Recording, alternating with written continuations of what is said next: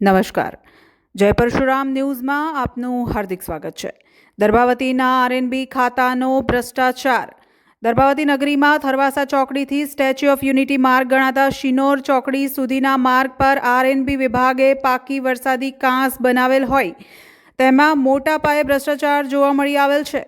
તેમજ આ વરસાદી પાકી કાંસની બાજુમાં નગરપાલિકા શિનોર ચોકડીથી થરવાસા ચોકડી સુધી નગરપાલિકાની પાણીની લાઈન નાખતા આરએનબીની પાકી વરસાદી કાંસ તોડી નાખવામાં આવી છે. તેથી આરએનબીની ભ્રષ્ટાચારની પોલ સામે આવી ગઈ. દર્ભાવતીના આરએનબી તેમજ નગરપાલિકા એકબીજા પર જા બિલ્લી કુત્તે કો મારની રમતમાં સરકારી નાણાંનો મોટા પાયે વ્યય કરી રહ્યા છે તેવું સ્પષ્ટ દેખાઈ આવે છે. જ્યારે આ આરએનબી વિભાગના જાડી ચામડીના અધિકારીઓ પર કયા મોટા માથાનો હાથ છે કે તેઓને કોઈનો જ ડર નથી.